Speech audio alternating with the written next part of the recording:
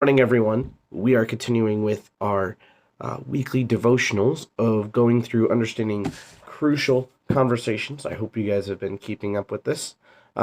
Today, I am still a little sick, so it won't be as loud. I won't be as animated as I normally am, but I'm looking forward to continuing what we're doing here. Last couple weeks, we've talked about what it means to have a crucial conversations where our emotions are running high, our opinions differ, and also the fact that most of the time we feel that we have this fool's choice of I can either speak up and push my agenda through, or I could keep my idea to myself and be able to escape without hurting anybody else, hurting myself. Both of those choices, first of all, those aren't the only two choices we have, and second of all, neither one of them really accomplishes anything. Today, we're going to be talking about the way we start not falling into that fool's choice, the way we avoid that fool's choice of do I fight or do I run away? And the way we do that is kind of odd. And I've actually pulled up a Bible verse. The Bible verse is right below the posting for this in the Facebook chat. But I'm going to also read it right here. Here we go. James chapter 3, verses 7 and 8. All kinds of animals, birds, reptiles, and sea creatures are being tamed and are tamed by mankind, but no human being can tame the tongue. It is a restless, evil, full of deadly poison. Once again, that was James 3, 7, and 8. Now, what this is saying is that our tongues, they fire off, but the reason why our tongues fire off, the reason why they can't be tamed, is because everyone tries to start with the tongue to fix the tongue when the tongue only does what the heart has already decided that it wants. See, the funny thing is we look at our choices and we're like, oh, I could do this or I can do that. I can speak this, I could speak that, but everything begins with our motives. Everything begins with our hearts. And until we tame our hearts, until we look inward, we cannot tame our tongues. And even then, it's still hard. Even then, sometimes it gets loose. Even then, sometimes, like a dog, it can get off the leash. And generally, our behaviors, what we do, what we say, they will follow our motives, they will follow our heart. And the people who are really good at crucial conversations, they will ask one very specific thing after they realize this, that it is me I have to work on first, us second.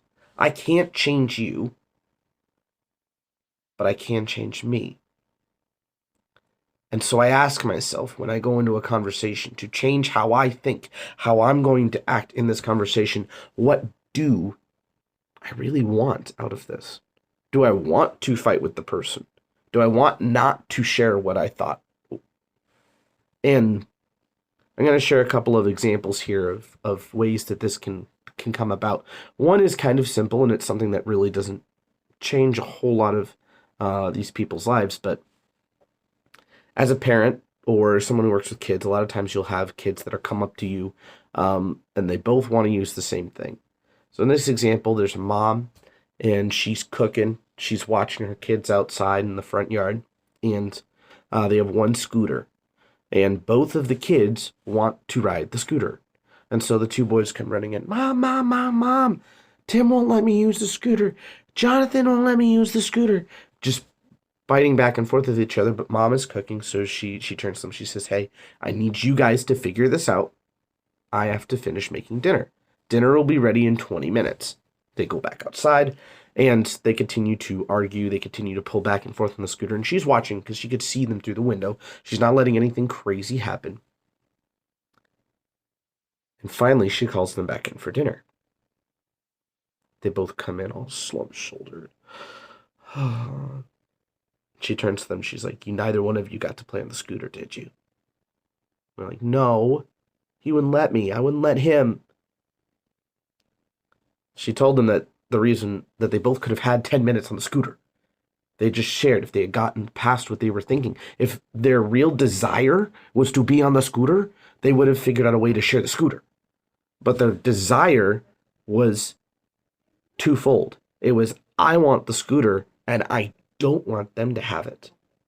Their heart said, even though part of me wants the scooter, part of me also doesn't want them to have it, so I have to get both things. And this is destructive. In that very moment, those two kids, I mean, in the example I gave, nothing happened between them, but that easily can lead to a fight. That can easily escalate to something that is going to change the relationship between the two of them. There's this elusive understanding of our heart. And it's looking back in ourselves and thinking about, what do I really want for me? What do I want for the other person I'm communicating with? What do I want for this relationship going forward? And so the really, really smart people at dealing with crucial conversations, they'll ask, what do I want? But they'll also ask something else. What don't I want? I want the dog to stay on the leash, but I also don't want it to get off the leash. I want to be able to speak life, but I also don't want to be able to speak hate and destruction. Another example here, and this one is more life-changing if it happened. So a husband has just fallen out of work recently, and he's getting back into work. But one of his love languages that he's had for a long time is to buy gifts. He loves to buy gifts for his kids. It's how he shows he loves them. He loves to buy gifts for his wife to show how he loves her. But to the wife, every time he buys a gift, it hurts her. She gets ticked because he's spending money that they don't have right now because the money's not coming in. And she has to talk with him. She can't just let this keep going on. But she has to ask herself in her mind before she goes. Otherwise, if she goes up to him and just starts talking to him, it very easily, very quickly can lead to a fight. And the thing is yes, is what he's doing probably not the right thing to do? Yeah. But his heart's in the right place. All he wants to do is to show his love. And there's a lot going on in his life.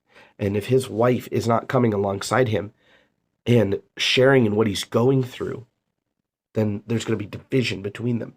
And that little division can split further and further as this conversation leads to others, to others, to others. Instead, if she was smart at crucial conversations, she'd sit back before ever confronting him, before ever coming and talking to him. Even if they were sitting together and he brings it up and he gives a gift and he sees a little face on her, like, oh, I can't believe he did that again. But in her mind, she asks herself, what do I want out of this situation? Well, I want him to stop spending the extra money.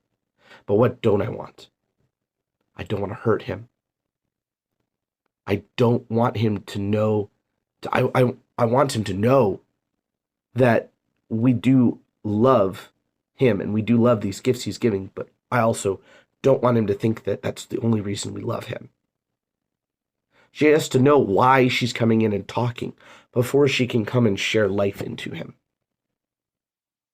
And that's the only way that situation is going to get resolved nicely. And that's something that can and will come up. I've seen it in many, many different places. I've seen lots of things like this where people weren't able to have a conversation well because they didn't understand what they wanted out of it. And they hurt the other person because of the fact that they weren't willing to understand how their heart works and what they really, really desired. So as you're going past this, I want you to just take a moment today. And there are individual little moments in our lives that we actually have something that we care about. But I'll take some time to pray and ask God, what's one of the biggest things that I want right now? Because God is a God who gives. And maybe he hasn't given because it's not the right time. Maybe it's because it's not the right thing. Maybe it's because your heart's not in the right place. But we need to take that moment to feel out our heart, not only in our relationships with other people, but also with the Almighty. I just want to remind you guys one more time about our verse here. Again, it was James 3:7 to 8. For all kinds of animals, birds, reptiles, and sea creatures are being tamed and have been tamed by mankind, but no human can ever tame the tongue. It is a restless evil, full of deadly poison. If we don't start with our hearts, our tongues can never be tamed. And if we don't start with God's truth, they'll never be tamed. Hope you guys have a great day. I look forward to seeing you guys tomorrow for an awesome night of kids ministry. Thanks.